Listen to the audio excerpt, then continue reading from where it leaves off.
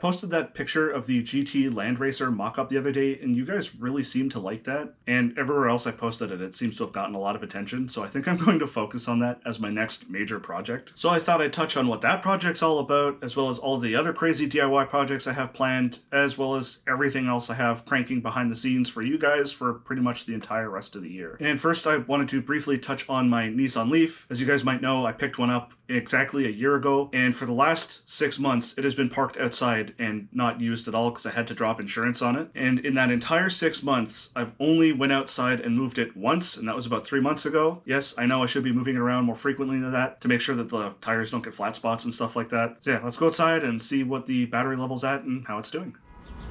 I have not been out here to even touch this Leaf in 3 months. 3 months ago, when I last checked, it was at 58% battery. We're gonna see what the battery's at and if the 12 volt's still alive. So I guess we'll check that now. Oh yeah, still responds. I think the Leaf upkeeps the 12 volt off of the main battery, and that's been the source of most of the battery loss off the high voltage pack. Over the winter, for the first 3 months, it went from 63% battery down to 58, so it was a 5% loss over 3 months. Truth be told, it's not looking too bad. I see some rust here and there in the wheel well, and the only thing I'm really concerned about is flat spots on the tire. All right, we'll get in and see what happens.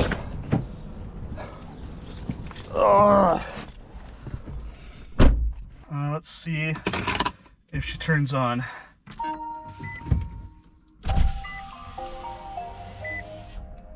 We're still showing 10 bars of battery on the battery capacity, which has been like that since I got it. And yeah, I was right. We're at 54% battery on the high voltage battery. It's only lost 4% since I last checked on it over 3 months ago. So it's probably wise to just do a loop around the parking lot. There we go. Yeah, I hear a slight grinding because I probably have some corrosion buildup on the brakes.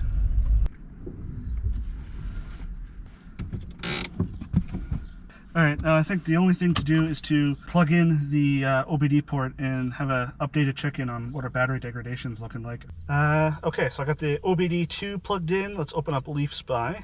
Yeah, our state of health is unchanged. We're still showing as 71% state of health. So the battery degradation hasn't actually gone down in the half a year it's been sitting out here. I mean, the only issue is that the cells might be slightly out of balance for sitting here for so long unused, but yeah. Despite sitting outside for 6 months and it's only lost 9% battery, I think it's actually doing pretty good. I am hoping to get insurance back on it soon because I haven't really done much with it on the channel, and I want to take it out and do at least a couple camping trips. I have one major trip with it that I want to do this year. It's a 1,000-kilometer trip. More on that in a bit. And unfortunately, I don't know how much life with us the Leaf has left because I have either the Cybertruck or the F-150 Lightning that I'm hoping to gain within the next 6 to 12 months, and there's no way I can have all three vehicles, not with insurance being as ridiculous as it is. More than likely, the Nissan Leaf will be traded in towards the EV truck that I wind up going with. And trust me, I would love nothing more than to keep the Leaf as well, because I would love to do all kinds of weird and interesting things with it, like do a custom battery replacement with like sodium ion or nickel metal hydride or something wacky like that,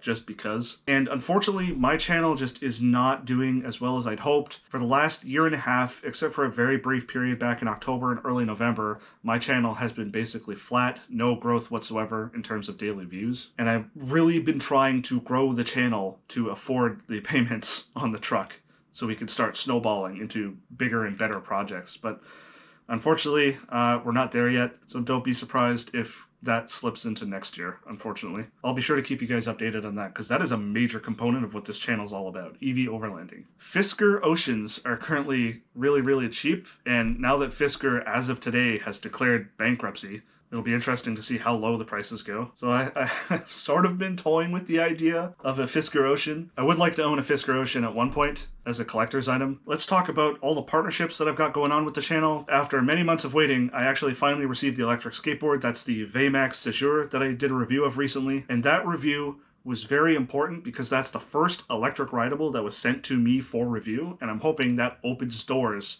to other companies and other things that I can do reviews for people for. And I actually did have another electric rideable company that offered to send me something for review. GoTrex was supposed to send me an e-bike for review, but then they ghosted me when we were in the middle of working out them sending me a bike. If I had to guess, they took a more deeper look at my channel and decided it wasn't worth it for them. Then I had a company called Powerball reach out to me and talk about sending me some of their nickel metal hydride batteries. So to set some context for what I was trying to accomplish with them, the VMAX board that I was sent, I plan on turning it into a nickel metal hydride powered kind of like a gravel rider build. But essentially I tried to convince Powerball to send me 36 10 amp hour D cell batteries so I could build a NiMH battery pack for it.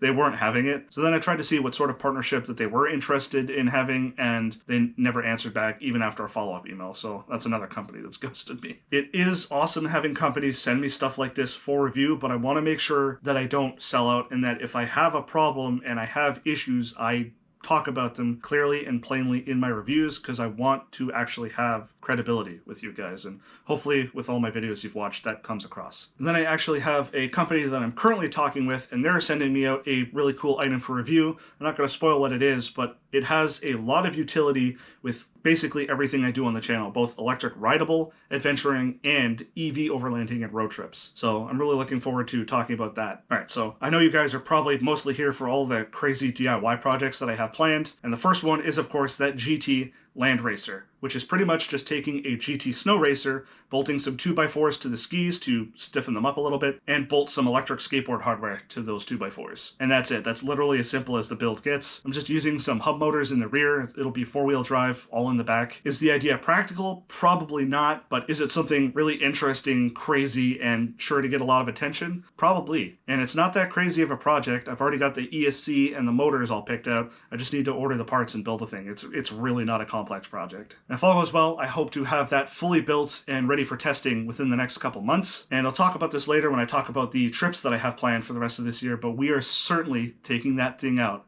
backpacking. Then of course I was talking about the VMAX Seeger and doing a gravel rider build with that. Essentially all I'm doing is swapping out the current 90mm wheels that are on that for the 105mm, like almost like cloud wheel type wheels. And in addition to that, we're also using it as a test bed for a nickel metal hydride battery. The next major DIY project that I have going is I'm trying to build the world's longest range electric skateboard using LFP batteries. Essentially a rather large 48 volt 100 amp hour battery sat right in the middle of the deck. I just need to have a large and tough enough deck to handle the almost 80-pound LFP battery. And if my math is right, I went on and did some calculations, even with all that extra weight of the battery and me and all of my backpacking gear, that board should be able to do over 250 kilometers on a single charge. That's how ridiculous we're talking. A 48 volt 100 amp hour LFP battery is not cheap. It's a several $1,000s battery, and unfortunately I'm not able to purchase that outright, so I tried contacting some of these battery companies that make that style of battery and trying to convince them to send me one.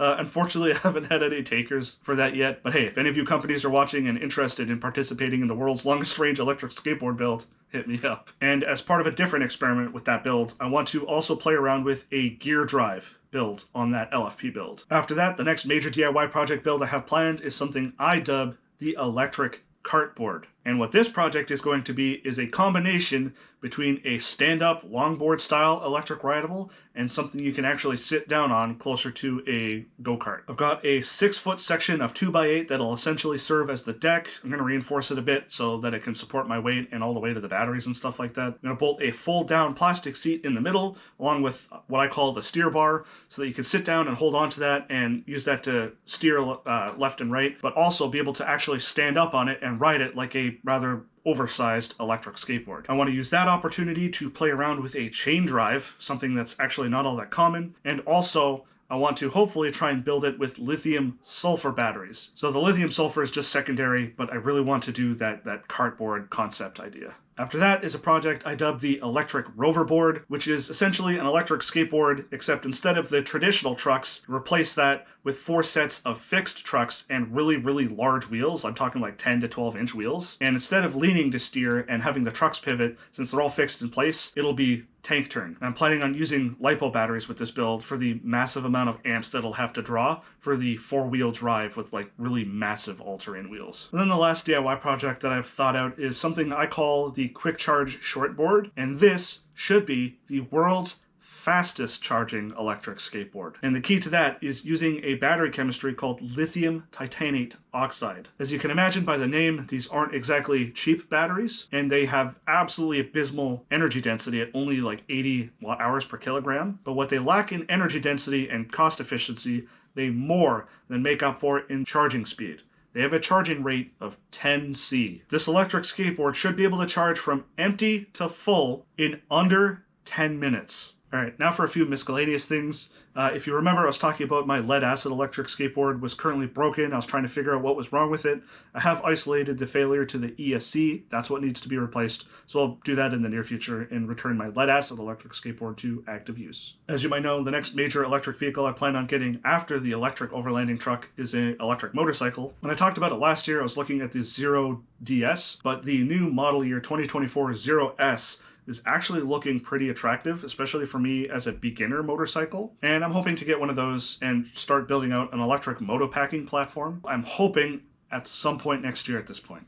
Or we could do it like this. Let me know if you guys want to do it this way. Should I maybe switch things around and get the electric motorcycle first before the truck? That'll let me start to build up and be able to do some EV adventures with something more adventure focused than my Model 3, and hopefully start to build up some channel traction and then maybe be able to actually afford the Cybertruck. So let me know down in the comments, EV truck first or electric motorcycle first. All right, so I guess we should talk about the trips that I have planned for the rest of the year. I know that when I talk about my plans like this, things always change, so hopefully this stays somewhat accurate. So for the rest of this month, June, just a simple overnight backpacking trip on my electric dirt surfer, because I haven't actually used it for any sort of adventure recently, and I really miss the thing, so let's take it out and go on a little trip with it. And then for July, the first trip that I have on the docket is just a 1 to 2 night backcountry camping trip on some crown land I skated out with the electric Raft, and we'll pretty much drain the battery on the way to the campsite, so I want to charge up the battery with solar and see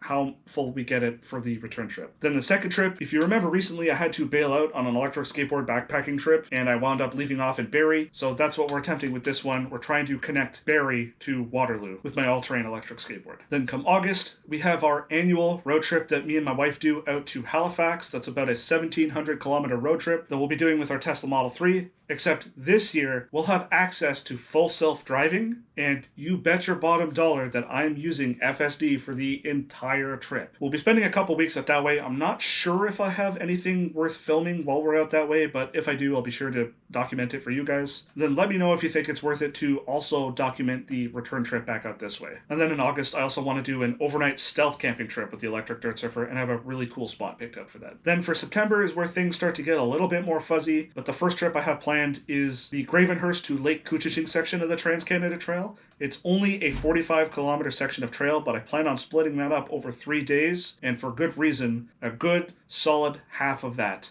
maybe more, is all through some really gnarly backcountry trails like Exposed Canadian Shield, like what I'm showing on screen now. It'll be really tough going, hauling my all-terrain electric skateboard through the unrideable sections. And then the other trip I want to do in September is hopefully by then we have the GT Land Racer all built out and fully functional, and I want to do the first overnight stealth camping trip with the GT Land Racer. Then come October, there's a really rural bikepacking route called the Griffith Highlands Overnight Loop, and I want to try and tackle that with my all-terrain electric skateboard. The challenge is that it's really rural and there's almost nowhere to stop and charge, so I really have to thoroughly plan that. Then also in October, I'll have a potential stealth camp spot picked out to do on the electric Raft. And then come November, I have a really interesting trip idea planned. And that's something I'm calling the fully autonomous camping adventure. It's not so much about the camping itself, it's getting there, and that is split up into 2 legs. The first leg will be getting to the boat put in with Tesla full self-driving, and then the second leg, I'm hoping to have the autonomous conversion of my electric raft accomplished by then, and then the raft will take me to my campsite autonomously. Whoops, Editor Mike here. I forgot the other trip that was supposed to happen in November, and that's a 1,000-kilometer trip with the Nissan Leaf over 3 days, showing what it's like to do a very painful road trip with a really old EV with a 30% degraded battery. And then finally, come December, I've got a Crownland site that I've been scouting out, go camping for 1 or 2 nights with my Model 3, and just explore around the area on the NiMH powered gravel rider. And then the very last trip that I have planned for the year, I want to do 2 nights backcountry camping on either my all-terrain electric skateboard, or if the weather is in the right conditions, on my electric snowboard. So yes, please, let me know what you guys think. I really want to hear your input. Should I get the electric motorcycle before the electric truck? What sort of stuff do you want to see on this channel for the rest of the year? Which of the projects are you most excited about? And just overall, let me know what I can do to make better videos for you guys, because without you, this channel would be nothing. It would not exist.